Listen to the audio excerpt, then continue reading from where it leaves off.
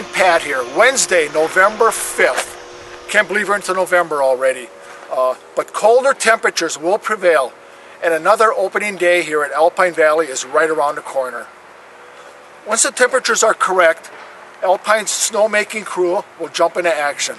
I have Jamison here, who's in charge of the snowmaking crew here at Alpine Valley. And but before we're going to talk about snowmaking, but before we do it, I want to thank Jamison and his staff for an awesome job they did here for the last 2 years.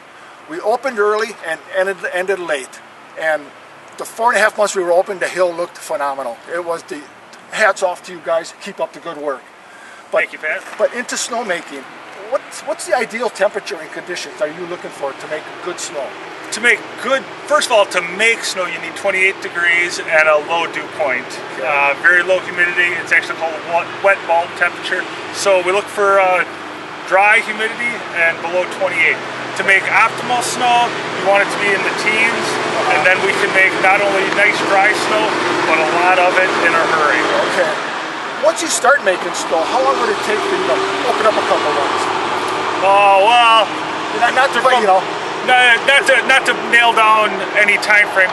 Once we fresh start on our snow guns, and as long as it stays below 28 degrees, roughly about 30 hours we can have enough snow to push out the piles, which takes a little bit of time, pushing out the piles, grooming, and we'll be selling tickets. Okay.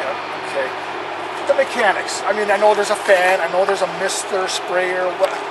How does it actually work? Well, I tell you what, we make all of our own guns here. Okay. It's making snow is actually very easy. Making high quality snow is the difficult part. Basically, what we have in the center of the gun is a nucleator that mixes the water and the air, and the air actually breaks up the water molecule, and this spits out ice. Very, very fine mist of ice. Okay. And then all these rings around the outside sprays water, and then the water adheres to the tiny particles of ice, which then makes a snowflake. Oh. Just like most people know, every drop of rain and every snowflake has to have a molecule of dirt or ice in order to form. If you don't add water to the ice, you make ice. If you don't have a nucleator to break up to make the ice, all you're going to do is rain. Okay. It will make snow, but it'll be extremely wet and it'll just freeze. Okay. And then, of course, the fan just pushes it. It's 10 horsepower motors. I would hate to imagine the amount of research and development that Bruce has put into these. I know even since I've been here 5 years, the gun has evolved and it'll constantly be evolving. It seems like snowmaking technology has come a long ways from back in the 60s or 70s. It has, absolutely. So.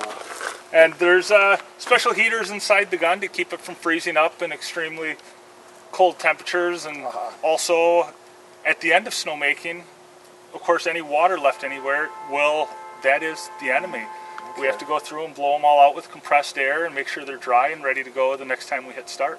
Okay. Great. I'll tell you, we need cold temperature. That's it all. Got to get below 28, what he said, a low dew point, and the crew they have here, hopefully I'll be seeing you out here in a couple of weeks. But that's basically snowmaking 101. Yep. It takes a large amount of water, large amount of electricity, and we can make snow. The biggest misconception about snow, I don't want to say misconception, but something that really annoys co-worker Nick Seifkiss and myself is it's not fake snow. It's real snow. Yeah. It's not confetti. It's not ground up pieces of paper. It is real snow. I can't tell the difference. I've been out here on the snow days, and it's like the quality. The quality of snow that we make, and we don't add any additives to our snow. No snow max, no drift. Right out of just water. Most people wouldn't be able to tell the difference except for when they leave. Yeah. It's grass everywhere else. Okay. And so that's the biggest misconception. It is real snow. It sure looks real, sure feels. Exactly. Unless you put it under a microscope still cold. or something. Okay, thanks for your time. Thank you, Pat. See you on the slopes. Okay.